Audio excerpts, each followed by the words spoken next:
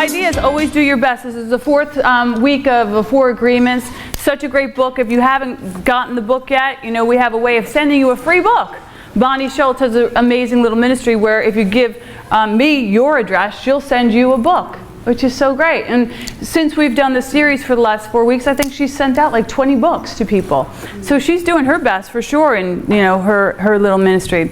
So, you know, when we come here today, when we want to do our best, we want to ask why. You know, the whole question is always why. Like you come here on Sunday morning maybe to expand a greater idea of yourself and your potential, or maybe you come here because you want to love more and fear less, or maybe you come here like Liam's coming because his mom made him, you know. That's okay, you know. But you always want to know like what you're running to and from and why. Because if you can figure that out, you're going to have a real clear map as to what is your most optimal way of being. So last week I told you about meeting Mr. Larkin. I wanted to be an actress. And I told my dad, you know, I want to be an actress. And he said, you got to meet Mr. Larkin. He lives up the street. He's an actor. And I told you how I went about calling him up and doing the thing that needs to be done in order to set off my course of action in regards to being an actor. What I didn't tell you is I didn't tell you the 16 most powerful words my father ever told me in order to cause that catalytic moment of my calling Mr. Larkin. Because like I said last week, the phone was really heavy. I was like, I don't want to call Mr. Larkin. He's going to think I'm like just some dumb kid who's like, oh, I want to be an actor. Yeah, who doesn't want to be an actor? That's what I thought. So my dad has always told me really great stories and given me really great advice, but I got to say these 16 words were really the words that pushed me in and on fire into picking up that phone call, making that phone call. And the words that my dad said to me were, Maureen, do you want me to get you a job at my work to be a secretary? And I was like, no! And I didn't want to hurt my dad's feelings because it was such a generous offer, and he loved doing what he did. He was an electrician, and he thought, oh, you know, my daughter seems to be floating around doing nothing. I should, you know, plug her in. But what my dad didn't know is that I was horrible at being a secretary, and I knew this because I had had an internship in the summer during high school where I was the filing secretary. Now this was the worst position I was ever placed in. First of all, I was, you know me, I love people. I was in a room all by myself with stacks and rows of filing cabinets. And if you don't know me, you should know I'm dyslexic. That's the worst person to be the filer. You know what I mean?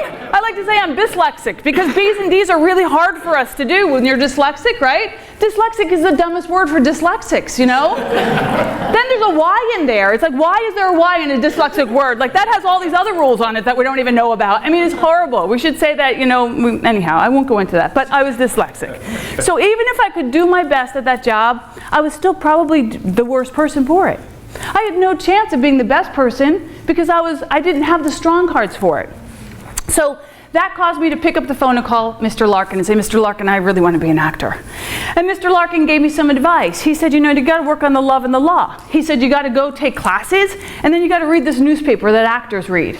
So I went and I auditioned for the American Academy of Dramatic Arts, and I got in.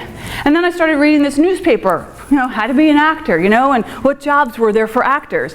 And when you don't have any credits, you know, you're at the low rung of the ladder. So one of the jobs that I saw, which I didn't even know was a job, was that I could go apply for this job to sell perfume by spraying people with perfume at the mall. I was like, that's a job?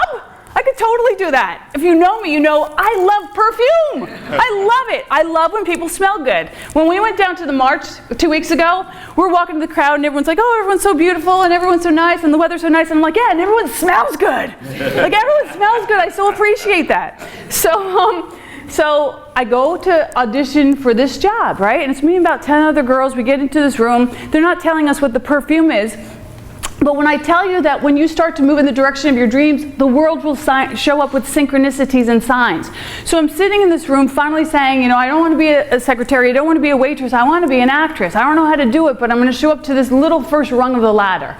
And I show up and she goes, you write down on this piece of paper one word about you. And I thought to myself, how can I explain myself in one word? I'm so colorful. So I thought I'll write the word, colorful, right? So we go around the table to introduce ourselves, and we, you know, are supposed to say our word and then say who we are. And there's about 5 positions, so there's 5 of us aren't going to get the job. So I turn over my card and I say, I'm colorful. And I watch her chin drop to the table. And she just lights up. And I'm like, wow, I must have said something right. Someone's going home with the job. At the end, after everyone shares, she goes, well, you know, the perfume that you'll be representing is called Colors by Benetton. And she bullseyed in on me, and she said, I want you to take over this position. And she gave me the best position. You know, now I didn't know that I was going to enjoy this role. I just was kind of like following the breadcrumbs to being an actor, you know? So I show up at the job. I love it. I love talking to people. I'm getting paid for it. I'm getting $25 an hour to spray people with perfume. Are you kidding me? Who wouldn't jump out of bed for that? So at that time, right? So I go, and the perfume's flying off the rack. And she comes to me and she goes, what are you doing? And I'm like, what do you mean, what am I doing? She's like, and of course, I'm thinking, oh, nothing. That's what I think. Like, I'm not doing anything. Like, I'm not guilty. Because I'm always feeling guilty at that point in my life. I'm like, nothing, why? Actually, there were a few times that I showed up a little bit late, and I was self-moderating myself. Like, she wasn't there, so I could check in and out whenever I wanted to. So that's probably why I said nothing. Anyway, she's like, you know, you're the top salesperson. And I was like, you've got to be kidding me. I'm the top salesperson? That's ridiculous. Because I'm not really doing anything except for what I love to do. And to be honest with you, up until that point, I had never actually been the best at anything. I'd never been the best at anything. So this was a whole new thing for me. I'm like, I'm the best? I'm like, are you sure about that? This seems so silly. But again, you know, when you're on track to your greatest yet to be, you'll start to align with, and the world will respond to, an awakening of, yeah, keep moving forward. These are signs and synchronicities that are saying keep moving forward. So, no, I wasn't destined to be like the world's greatest salesperson for perfume, but, you know, it was something that helped me to have a plan B as I moved toward my dreams. Anyway, and after I went through this summer program at American Academy of Dramatic Arts, they said to me, and I've said this before, you can stay here and move in on the program, or you can, or you can leave. But if you stay here, you cannot audition. And I had to think about that. Like, I had to say, you know, am I here to be a student? Did I come to New York to be a student? Or did I come to New York to be an actor? And if you're going to get in the way of me actually getting a job as an actor, then I need to walk away from that. And even though everyone in my tribe that summer was like, yes, getting, you know, the ongoing education was going to be awesome, and I knew everyone who was like, you know, top of the class was going to move forward, I had to be in alignment with my truth. You know, I had to say, no, my truth is I'm actually not here to please you and not here to get the smaller gig. I'm going for the big thing. Like, and I have to be impeccable about going for what I'm really here to do, and not be distracted by titles, you know, and permission slips. Nobody can tell you who you are. You got to know who you are to the degree that you do not have to explain yourself or try and fulfill some, you know, spot in yourself by somebody else's approval or permission slip. You already know who you are, what lights you up, what you want to jump out of bed for. Hopefully some of you are already doing that. So anyway, so this is how I began to understand the difference between doing my best and at what I'm doing and finding out what my best was and just doing that. So do you understand the difference of that? The last agreement for Don Miguel Ruiz is he says, always do your best. Now for some of us, we're going to read that on the surface and think, yes, just like my mom said, it's so silly, you know, always do your best. Okay, Mom, see you later. No, what he's saying is always do your best. That requires that you find out what your best is and only do that if you can. Only do that. So when you have single focus on what you're really here to do, that means you're going to be cutting away all the other stuff. Was being a student of acting my best? No, I was okay at it. My best was actually showing up and engaging in the creative exchange of acting. Like, that's what was really setting me on fire. So, we get to figure this out. The same is true okay, so I'll just read what I wrote because I don't remember. The same is true as a spiritual director. Within these expansive avenues are both the love and the law. So So even when you're focusing on that thing that lights you up, the creative aspect of it, you still have to look at the law. You still have to say, what is the mechanisms, what are the foundations, what are the structures that are going to help me to do more of what I want to do? So when Mr. Larkin gave me that advice, work on the craft of acting, he also said work on the business of acting. Within everything, those two things exist, the love and the law. So you can't just say, I just want to do this and I don't want to do that. But what you can do is, if you're more inclined towards the love, which was what I was, you can learn the 3 Ds.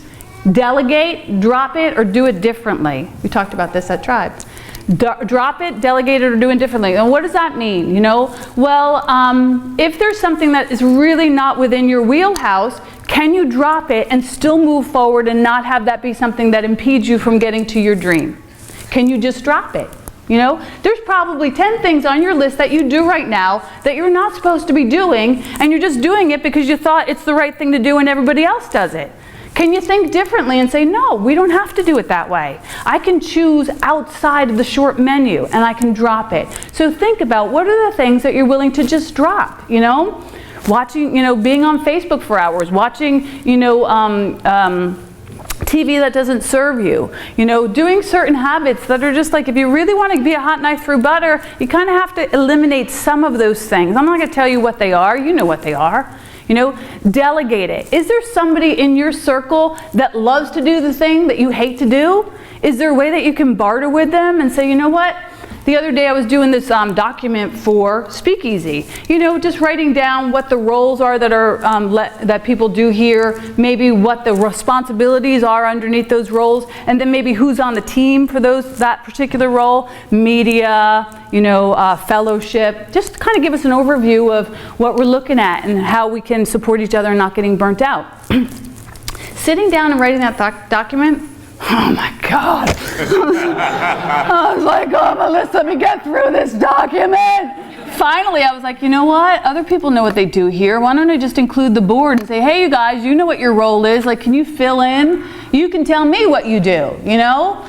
Also, another way to get through those tougher hours of things that you kind of have to do but you don't want to do is to bookend it, you know? To say, you know, I'm going to do this. It would be beneficial for my blah, blah, blah to have this law in place, but I don't want to do it. But I'm going to pull my little cranky kid along by saying, you know, before I do it, I'm going to have a nice cup of tea. I'm going to clear off my desk. And maybe after I do it, I'm going to go, my thought was I'm going to go eat chocolate. I didn't want to tell you that. I wanted to say something better than eat chocolate. But yeah, no, I'm going to eat chocolate.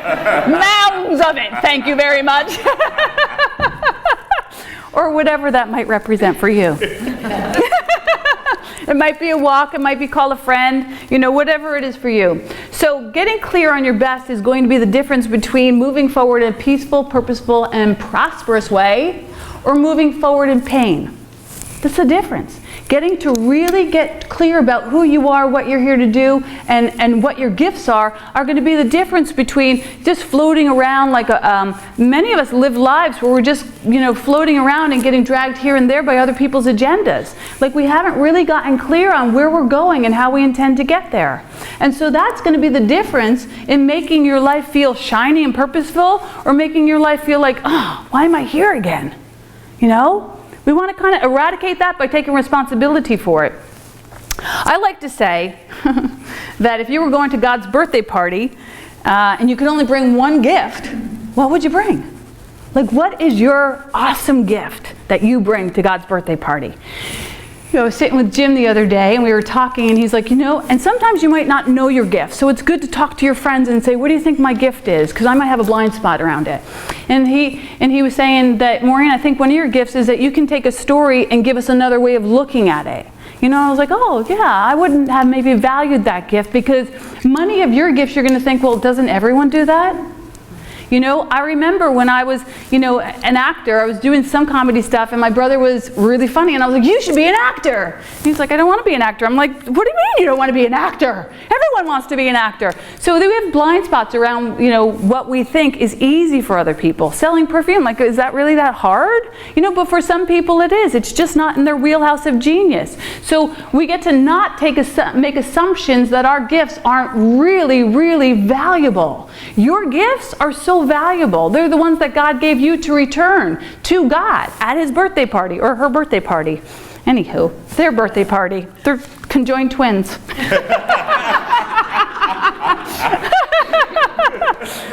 That's a first. So, don't worry if you think your gifts are not valuable, okay? So this is what I would say about that. When I got divorced from my first husband, I was an actress and I was mostly working as an actor. But at the time, I wasn't guaranteed any support whatsoever. And I didn't have real support from my family. So I got divorced from this man, and I had a little kid, and I was acting and living off residuals, but as a single mom, I was like, this could end bad. Like visions of, living underneath the freeway, right? So I was like, I needed kind of a B job. And what could that be? And I thought, and I couldn't find me in the classified ads. I was like, God, no, that would kill me. No, not going there. So I decided that I would sit down and I would write down my gifts. What were my gifts? What would I do in the dark in the middle of the night with nobody watching? What would I do on a cold street corner? And so at the time, my gifts were, the things that I loved were parties. Oh man, I was such a partier at that time in my life. I was like, I love parties. Children. I couldn't walk down the street without wanting to abduct every child I saw. Since I've had children, that has changed.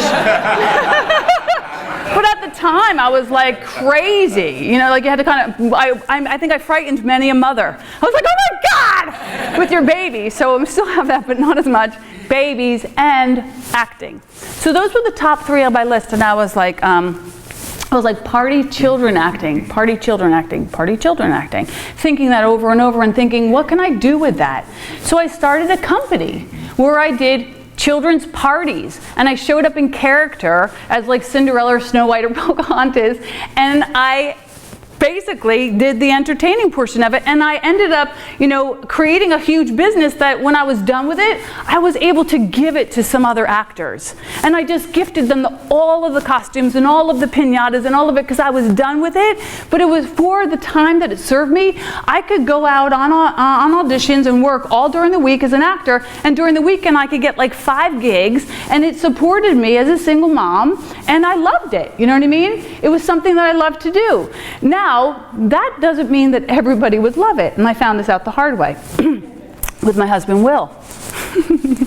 So at the time we were dating, and I got this gig. I had a couple parties every week, and some of them were a little different than others. One was, it was around the holidays, and they needed a Santa Claus and an elf. And I had hired other actors, but sometimes actors were not always, showing up on time. So I engaged my boyfriend at the time. I was like, you got to do the Santa Claus gig with me. And he was like,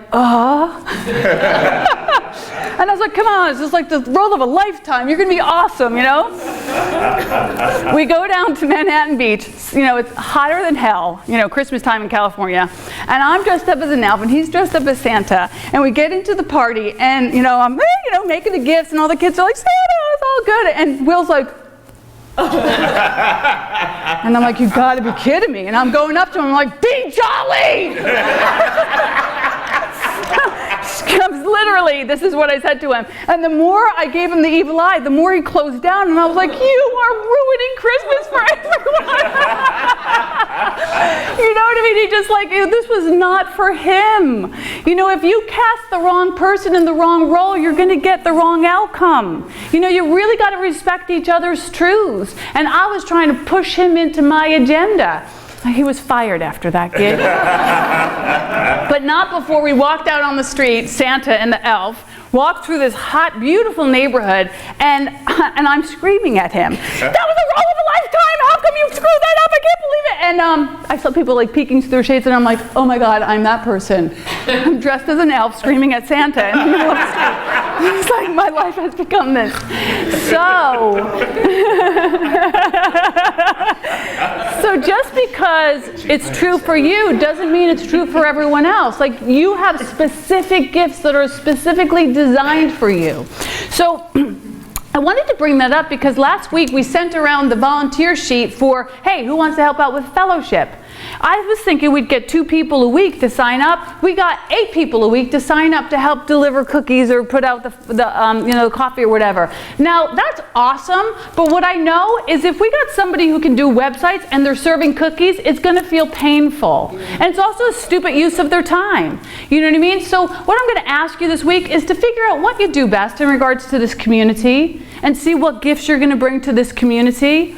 And, you know, if you're not here to be in reciprocal nature, you might want to look at that, you know? Like, I'm not really interested, and I hope this doesn't offend anybody, in supporting like a halfway relationship. You know, I'm really interested in having people who are engaged and connected.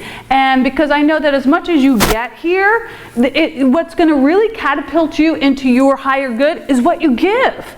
And some of us don't know how to activate that giving. It feels a bit awkward or uncomfortable. That's okay. We can work through that. Whatever that is, we can work through. Whatever block that is, or I'm not valuable, or I don't know what it is, or I don't know how to serve, or I don't have enough time.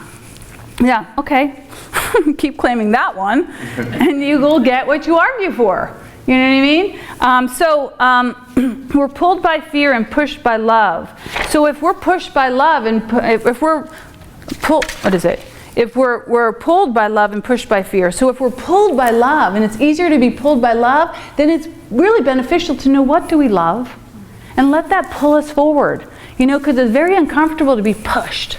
You know, and if you show up here and say, you know what I love to do? I love to spray people with perfume, and you know, oh, we'll find a position, don't worry. Stand at the door and hug people. You know, if I weren't in my role, that's what I would do, because I know that that's what I love, hugging people. I'd stand by the door and hug people, and I would be a great, you know, addition to this community and feel good about myself. So the idea is to pay attention to who you are, how you roll, what your style is, what lights you up, and what shuts you down. You know, be really clear about what shuts you down, so that, you know, so that nobody pushes you into things that you're really not going to be happy and on fire with. You got to be intimate with yourself, and if you master doing your best involves that looking at, you know, what's best for me? Like, how can I take care of myself? What's best for me? It's kind of important to ask these questions. That question that I ask a lot of my clients, would you do this in the dark, in the middle of the night with nobody watching? What would you do in the dark, in the middle of the night with nobody watching? You know what I would do? I would teach A Course in Miracles. I have sat in empty rooms teaching A Course in Miracles by myself. Loved every second of it. You know what I mean? And because of that, I kept showing up to what I love. You know, that continues to grow. Sometimes you got to nurture it when the form isn't a seed. And a seed can be very convincing that it's just a seed. It's not, it's an orchard. You know, so we got to remember that as we show up to it. If it's important to you, keep watering it. So many times we don't do our best because we're trying to do what everyone else wants us to do. And like I said, it's okay to be of service, and it's good to be of service, but you want to choose that service from a place of love, from a place of consciousness. The idea of trying to do your best can come at a sacrifice of trying to do everything. So to have a well-crafted life, I need you to take care of, you know, what is really your best, and do that more than you do anything. Like I said, when I was an actor, like, I ate, drank, and slept acting. You know, that's what I did. As a minister, that's kind of like what I do, you know. I read books, I have conversations, I sit in circles, I try and figure out how to do this even better. I love it, so why wouldn't I invest time in it? And if there's other things that I'm invited to do that aren't necessarily in alignment with that, I say no, thank you. No, thank you, you know. We hear so often from a lot of people, oh, I got so much done, or I have so much to do. That's a social disease of busyness. You can't do your best when you're busy. You know, nothing of beauty happens at the pace of speed. Like, everything good happens at the pace of peace. Nothing can be loved at speed, is the saying. So The ego wants to always ask how many, how big, how long, but the Holy Spirit will ask how well. How well did you do? Did you do your best? And you don't have to answer that in numbers. The truth is, when you look at what is your best, you're enough. The world doesn't want you to prove yourself to it. You're enough. The world needs you to know that about yourself. And if you know yourself impeccably, you will not be asked to explain yourself. You'll just move in that energy of being, audacious. You will not need to explain yourself or promote yourself. Your audaciousness will go before you and attract to it everything that's good, beautiful, and holy. Like that spider who just weaves a little piece of the web. She's not thinking about catching flies. She's just thinking about, I love weaving webs, man. I'm so grateful that I get paid in spiders and in flies. You know what I mean? So, I have a few more things to add, but if you're here for the first time, what we do is we get into a conversation afterwards. So maybe I'll leave some of this stuff for you to talk about. But let me just see if there's any good nuggets that I want to share with you.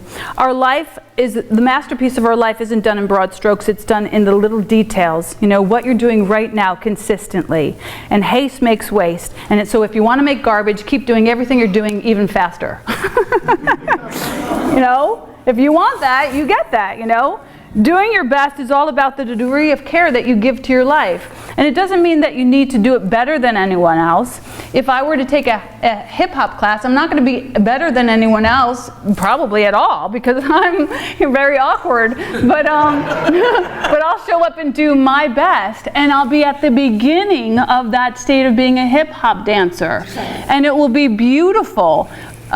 In the same way that when a baby takes its first step, or when a marathoner crosses the line first, we think both of those things are so beautiful. None more beautiful than the other. So can you love yourself even when you're just learning to walk into your life?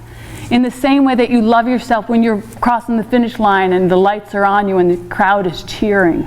Can you love yourself even more in the beginning steps? Because that's when you need to really be audacious about celebrating yourself. Look at me, I'm walking. You know what I mean? I was in a baby's head for a second there. I was thinking about a baby. A baby, like they walk like a drunk, you know what I mean? Or a minister in hooker shoes, which is what I'm wearing today. My pants were too long, so I needed really tall shoes. Anyhow, I guess my best would have been to get them hemmed before I came, but don't judge me. So most people go to work to do what they do in exchange for money. But an ideal thing would be for you to go to work, act like you're getting paid $1 million, and when your paycheck shows up, for you to go, what? I get paid for this? Then you're in the right position. Like when I was selling that perfume, I was like, seriously? I'm going to get paid for this? This is ridiculous. So that's how you know how close you are to the truth of who you're here to be. If you're that inspired and excited about what you're doing in your hours. You only have a few of them as you walk this big blue marble. Like, make them count. Don't underestimate yourself. Don't think it's too late, it's too hard, it's too, whatever. Get to it. I had one or two other things that I wanted to share with you. I'm going to skip all that, and I'm just going to get to the end. Certain things will drain you. Stinginess, anger, or resentments, jealousy. I could talk about those things, but you know what they are. Look to where you're being drained. Look to where you're having sideways gigs that are draining your energy and preventing you from really being like a hot knife through butter. Really look to them. Hand them over to the Holy Spirit. Say, you know what? I don't have time for this anymore. This junk food thought system that I've been partaking in. Like, help me clear that. I don't need that. When your vibration is really high, you draw to you the best people, the best food, the best experiences. So, like let yourself have that. When I was a kid, right around that time that I started acting, somebody gave me this book called Ogmandino's The Greatest Salesman. And I just thought I never heard anything about transformative thinking. I'd never had this given to me. So this was like water to a desert. And this was something that Ogmandino said in his book. Well, first of all, God has given you everything. How you care for it says how you thank God for your good. So look around your life at your wife, your husband, your home, your children, your body, your food, your finances. Look to every area of your life and say, how can I do my best in this area? How can I bring a little light to this? And if you don't know how to do it, ask for help.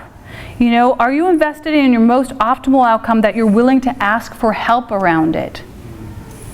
Would that be the most loving thing for you to do, is to ask for help? When I put that out to the board, I was like, hey, I need help. It's so simple, and yet it really freed me from a jagged moment. So this is what Og says. When we're in love, we're at our best. And love is a cure for all the ills, the wrongs, the fears, the sorrows, the crimes of humanity. Love is a cure.